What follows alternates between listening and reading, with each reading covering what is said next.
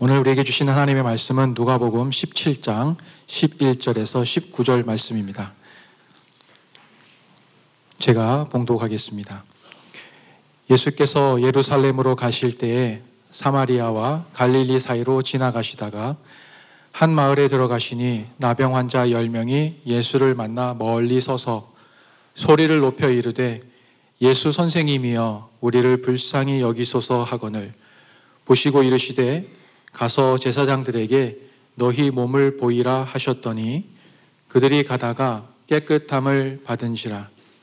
그 중에 한 사람이 자기가 나은 것을 보고 큰 소리로 하나님께 영광을 돌리며 돌아와 예수의 발 아래에 엎드려 감사하니 그는 사마리아 사람이라. 예수께서 대답하여 이르시되 10사람이 다 깨끗함을 받지 아니하였느냐? 그 9은 어디 있느냐? 이 이방인 외에는 하나님께 영광을 돌리러 온 자가 없느냐 하시고 그에게 이르시되 일어나 가라 내 믿음이 너를 구원하였느니라 하시더라. 아멘. 오늘 본문의 저자인 누가는 오늘 이 본문 말씀을 시작하면서 이 말씀은 예수님께서 예루살렘으로 가실 때 일어난 일이라고 우리에게 확인해 주고 있습니다. 예수님께서 예루살렘으로 가고 계십니다. 예수님께서 지금 예루살렘으로 향하고 계신 이유는 무엇입니까? 예수님께서는 오늘 본문 다음 장에서 친히 우리에게 말씀해 주십니다. 누가복음 18장 31절에서 33절 말씀입니다. 예수께서 12제자를 데리시고 이르시되 보라 우리가 예루살렘으로 올라가노니 선지자들을 통하여 기록된 모든 것이 인자에게 응하리라.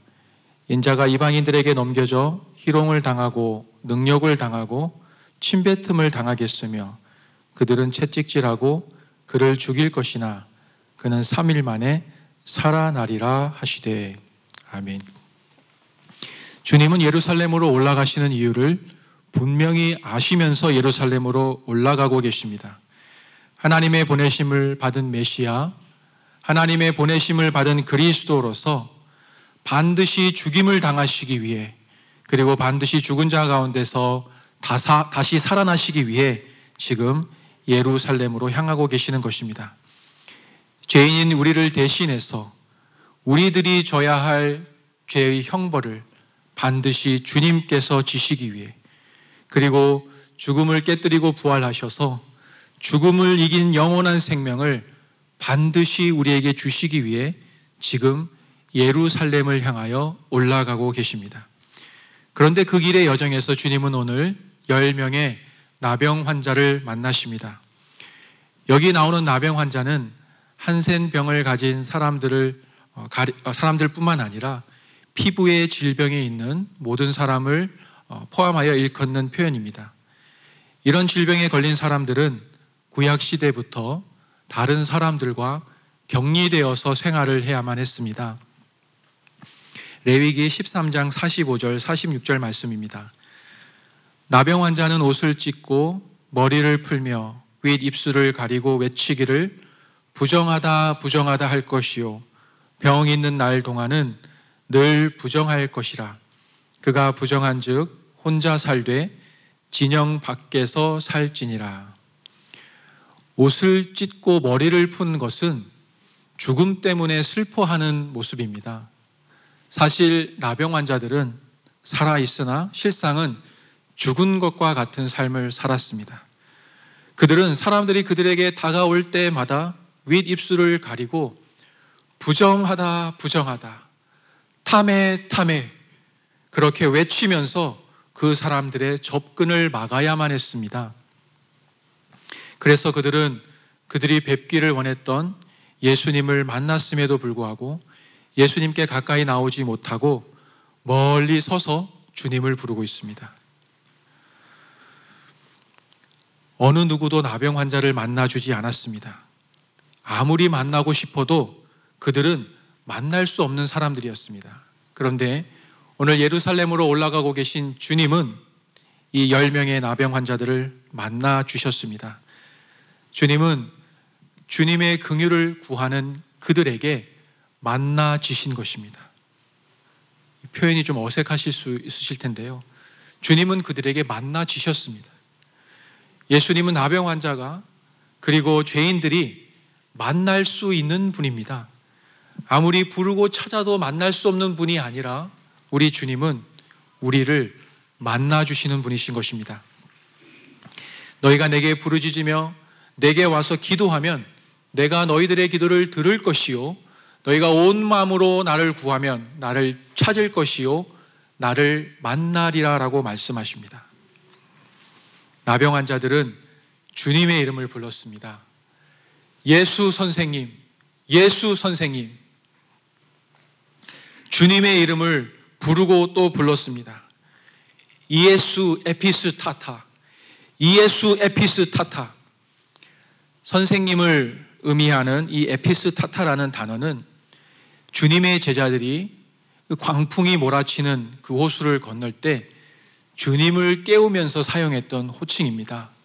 주여, 주여, 우리가 죽게 되었나이다. 그렇게 주님을 깨울 때 사용했던 그 호칭입니다. 오늘 이 10명의 나병 환자는 그 제자들이 사용했던 똑같은 호칭으로 주님을 부르고 있습니다. 이것은 그들이 예수님이 권위가 있으신 분이라는 것을 알고 있다는 것입니다. 주님, 저희들 스스로 고칠 수 없는 이 비참한 현실을 돌아보아 주십시오. 주님, 주님의 이름을 부르며 주님의 긍휼을 구하고 있습니다. 슬픈 마음이 있는 자, 몸과 영혼 병든 자, 누구든지 부르시오. 예수 이름 부르시오. 그 이름을 믿는 자, 그 이름을 부르는 자, 그가 어떤 사람이든 그는 구원 얻으리. 이들은 주님의 이름을 불렀습니다. 가장 자비하신 이름, 가장 전능하신 이름, 주님의 이름을 부르셨습니다. 주님은 우리들이 주님의 이름을 부를 때 귀를 기울이시고 우리들을 바라보십니다. 이 10명의 나병 환자들이 주님의 이름을 불렀을 때 주님은 그들을 바라보셨습니다. 저는 이때 주님이 어떤 눈빛으로 이들을 바라보셨을까 혼자서 생각을 해봅니다. 주님이 어떤 눈빛으로 그들을 바라보셨을까? 제 생각엔 주님의 눈에 눈물이 그렁그렁 하셨을 것 같습니다. 예수님께서 이 땅에 오신 그 목적이 바로 그것이었습니다. 그들을 깨끗하게 씻어주는 것, 우리의 죄를 깨끗하게 씻어주는 것. 주님께서 그들에게 말씀하십니다. 가서 제사장들에게 너희 몸을 보이라. 주님의 권위의 말씀이 떨어졌습니다. 할렐루야. 주님의 권위의 말씀이 떨어졌습니다. 이제 된 것입니다. 가서 제사장들에게 너희 몸을 보이라. 레위기 14장 말씀을 보면 제사장은 나병을 진찰하고 그 나병 환자가 깨끗하게 완치되었을 때 그와 함께 정결하게 하는 규례를 행했습니다. 그리고 그 규례가 끝나면 그 사람은 이제 공동체로부터 격리된 것이 아니라 공동체 안으로 들어와서 함께 하나님을 예배하고 공동체의 구성원들과 함께 교제하는 삶을 살아갈 수가 있었습니다. 이 10명의 문둥병자들은 가서 제사장들에게 너희 몸을 보이라는 주님의 말씀이 선포되었을 때 그들의 몸에 보이는 아무런 치유의 모습은 없었지만 그 주님의 말씀을 믿고 주님의 말씀에 순종하여 제사장들을 만나기 위해서 걸어가기 시작합니다. 주님의 말씀에 의지해서 주님의 말씀에 순종하여 걸어가던 그 길에서 그들은 깨끗함을 받는 은혜를 경험하게 됩니다. 2주 전에 주님께서 나사로를 살리시는 그 말씀에 대해서 우리에게 들려주셨습니다. 주님께서 나사로를 살리실 때 말씀하십니다. 돌을 옮겨 놓으라. 그때 그 나사로에 누이었던 마르다가 말합니다. 주님, 죽은 지가 나흘이나 되었습니다. 주님, 벌써 냄새가 납니다. 이때 주님께서 다시 마르다에게 말씀하십니다. 내 말을 내가 믿으면 하나님의 영광을 보리라 하지 아니하였느냐? 주님의 말씀을 믿는 자가 하나님의 영광을 볼 것입니다. 아멘. 주님의 말씀은 천지를 창조하신 능력의 말씀입니다. 우리 주님의 말씀은 죽은 자를 살리시는 능력의 말씀입니다. 주님의 말씀은 없는 것에서 있게 하시는 능력의 말씀이신 것입니다. 우리 주님께서 말씀하시면 그 말씀은 하나도 땅에 떨어지지 않습니다. 오늘 방금 전에 김은성 집사님 간증하신 그 말씀 속에 주님의 말씀이 하나도 땅에 떨어지지 않는 것을 우리 사랑하는 자녀들이 경험하는 것에 대해서 듣지 않으셨습니까? 우리 주님의 말씀은 권위 있는 능력의 말씀입니다. 28명의 우리 성도님들이 덩칸에 같이 갔습니다. 우리 김은성 집사님은 어린이 사역팀에서 사역을 하셨는데요. 우리 가드닝 팀이라고 또 사역팀이 하나 있었습니다. 큰 덤프트럭 2대가 와서 28톤의 자갈을 산처럼 부어놓고 갔습니다. 4명의 가드닝 팀원들이 조그만 삽 들고 그 28톤의 자갈을 펴고 왔습니다. 정말 다 펴고 왔습니다. 그 자갈을 펴다가 우리 같이 청년들이 5명이 같이 갔는데 가드닝 팀에 우리 손성민 형제라는 형제가 있었습니다. 한참 자갈을 펴다가 거의 정신이 나갈 정도로. 그런데 그때 2주 전에 담임 목사님께서 설교하신 말씀이 떠올랐다는 것입니다. 돌을 옮겨 놓으라. 너는 그냥 돌을 옮겨 놓으라고 하지 않았느냐? 그 말씀이 그때 탁 떠올라서 자갈을 옮기자. 그래서 28톤의 자갈을 옮기고 왔습니다. 주님의 말씀은 능력의 말씀입니다. 그 순간에도 주님의 말씀은 그렇게 우리 안에서 새 힘을 주셨습니다. 우리 성민 형제 어디 있나요? 예. 할렐루야. 주님께서는 10명의 나병 환자를 제사장들에게 보내십니다. 그런데 사실 그 10명의 나병 환자들은 이미 제사장에게 그들의 몸을 보였습니다. 그들의 참 대제사장이 되시는 주님 앞에 나와서 이미 그들의 몸을 보인 것입니다. 우리 예수님은 모든 사람들이 부정하다고 낙인 찍고 얼굴을 마주하는 곳조차 원하지 않았던 그 나병 환자들을 따뜻한 사랑과 관심으로 돌보셨습니다. 우리 예수님은 우리 김은성 집사님 말씀하실 때 그 말씀하신 Do you like me? Do you like me? 그렇게 계속해서 물어보는 아이와 같은 소외된 자, 가난한 자, 스스로 의롭다고 생각하는 자가 아니라 하늘을 향하여 그 얼굴을 들지 못하는 세리와 같은 죄인들에게 더 큰 관심을 보이시고 그들을 사랑해 주셨습니다. 히브리서 14장 14절에서 16절 말씀을 같이 한 목소리로 읽도록 하겠습니다.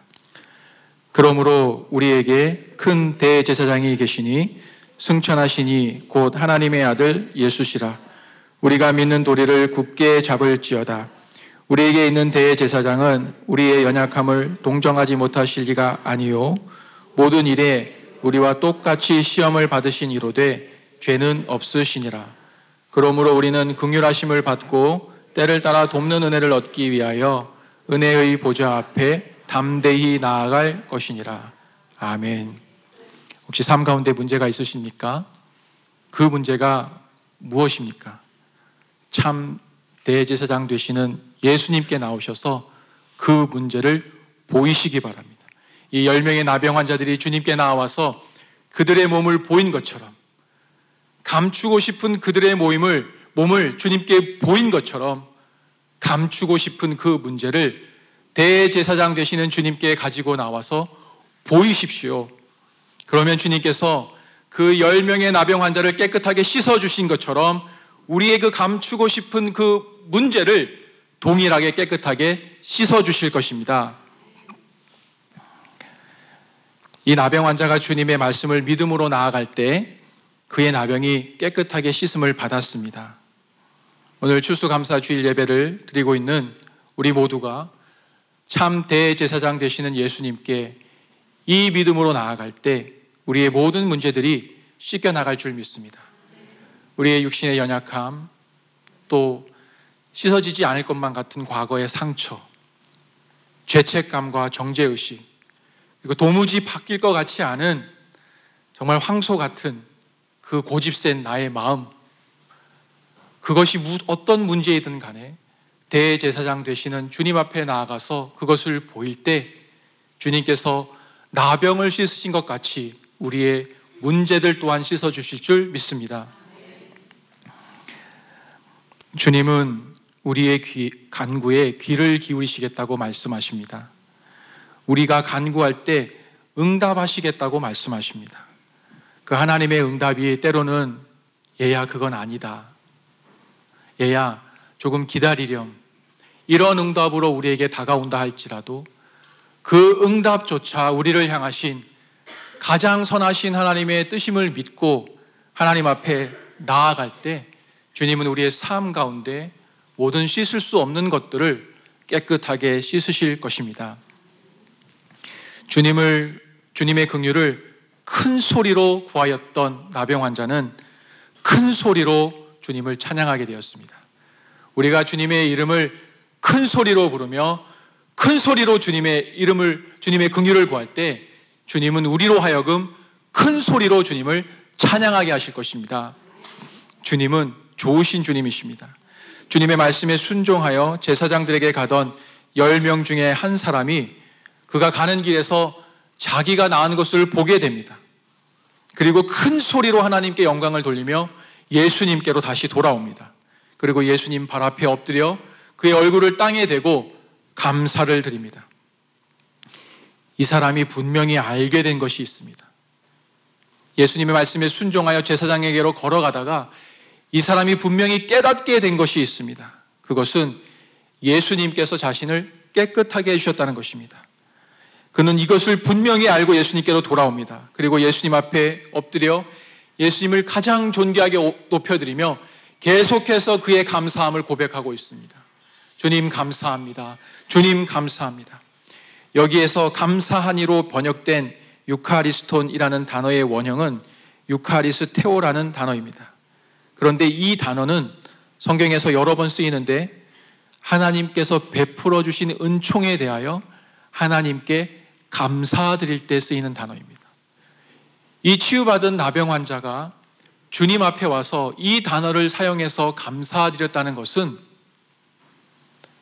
이 사람이 자신을 치유해 주신 예수님이 이 땅에 오신 메시아이시라는 것을, 하나님의 보내심을 받아서 자신의 죄와 저주 가운데서 구원하시기 위해 이 땅에 오신 메시아이시라는 것을 분명하게 알게 되었다는 것입니다.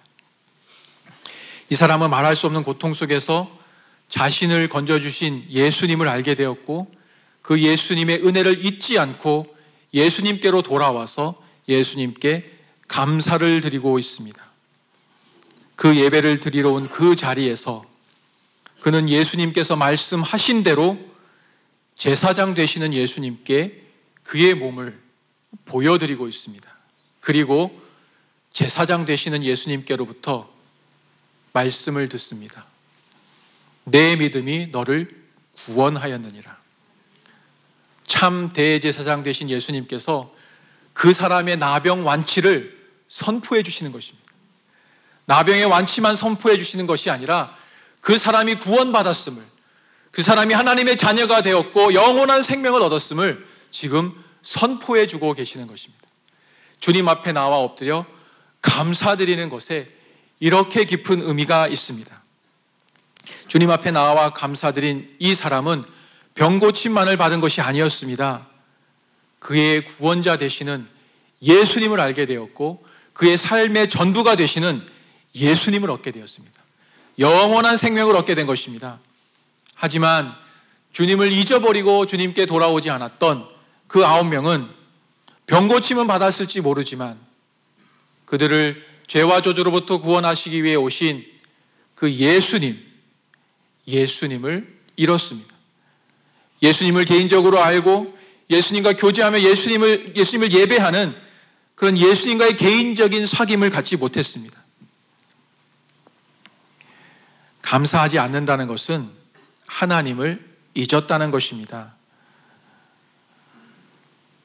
우리가 배고플 때는 하나님의 이름을 부르다가 배가 부르면 우리의 삶의 필요가 채워지면 하나님을 잊어버린다면, 우리의 삶의 필요에만 관심이 있고 이 땅에서의 필요에만 관심이 있다면 하나님께서 우리 앞에서 우리의 삶 속에서 우리의 필요를 채워주고 계셔도 그 필요를 채워주고 계시는 하나님은 보지 못하고 그 하나님을 잊게 되는 것입니다.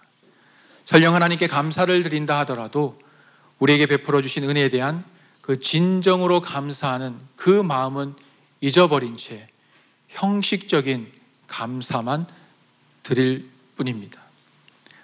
이러한 사람의 삶의 모습은 어떠하겠습니까? 하나님을 잊어버리고 하나님의 은혜에 감사치 않는 그러한 사람에 대해서 시편 기자는 시편 50편에서 이렇게 표현하고 있습니다.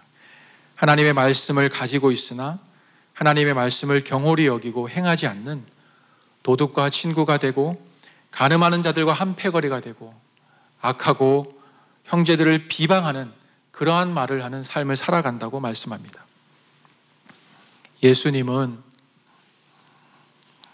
예수님의 은혜를 입고 예수님께 돌아와 예수님께 감사하는 그 한 사람을 향하여 말씀하십니다. 나머지 9명은 어디 있느냐?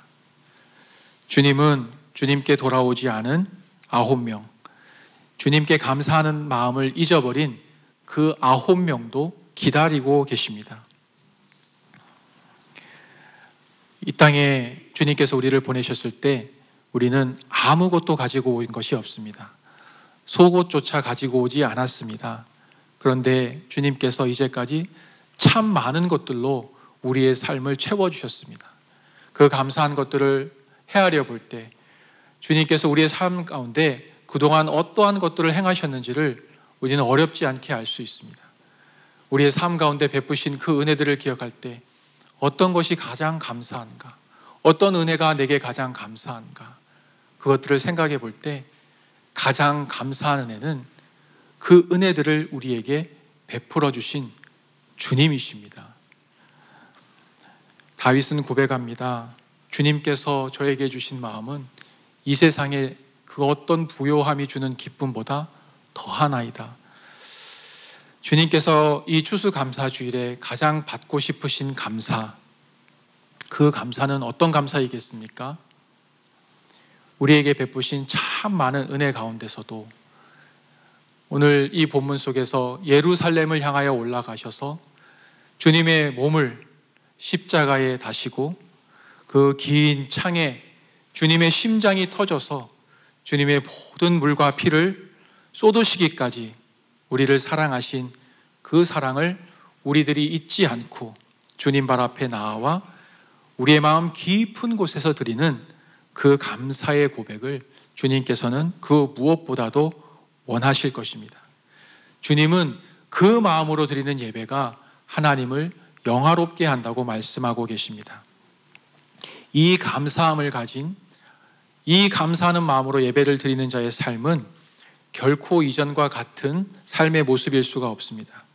왜냐하면 내가 받아야 할 형벌을 주님께서 대신 받으신 것을 늘 기억하면서 주님께서 십자가에서 그 형벌을 받으셨을 때 내가 주님과 함께 그 십자가에 못 박혔음을 고백하는 삶, 그리고 예수님께서 부활하셔서 나에게 새 생명 주신 것을 기억하면서 예수님을 주인으로 모시고 새로운 삶을 살아갈 수밖에 없는 것입니다. 사랑하는 은혜의 교회 교우 여러분, 우리는 지금 어느 자리에 있습니까? 우리를 구원해 주시고 우리를 자녀 삼아 주신 그 예수님의 발 앞에 엎드려 감사드리는 그 자리에 있습니까?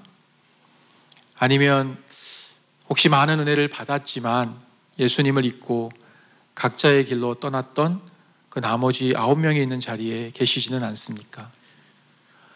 오늘 이 예배가, 이 추수감사주일에 드리는 이 예배가 우리 모두 주님을 기억하고 주님 앞으로 나오는 예배가 되기를 주님의 이름으로 축원드립니다. 주님은 10명을 다 찾고 기다리고 계십니다. 늘 언제나 주님 발 앞에 엎드려 감사하는 마음으로 예배 드리시는 예배자들이 되시기를 주님의 이름으로 축원드립니다. 우리 시간에 같이 한번 기도하겠습니다. 주님, 감사합니다. 이 추수감사주일에 주님께 드릴 감사의 제목들이 너무 많습니다. 하나님, 그 많은 감사의 제목들 가운데 사랑하시는 독생자를 저희들의 죄와 저주로부터 깨끗하게 씻으시기 위해서 하나님으로부터 영원히 분리되어 살아갈 수밖에 없는 저희들을 하나님 발 앞으로 당기시기 위해서 예수님을 십자가에 내어주시고 깨끗하게 저희들을 씻으시고 구원하여 주신 그 하나님의 그 크신 은혜에 감사를 드립니다. 하나님, 저희들의 삶 속에서 이 은혜를 잊어버리는 그런 어리석은 자들이 되지 않게 하여 주시고 날마다 감사하는 마음으로 주님의 발 앞에 머물게 하여 주시옵소서.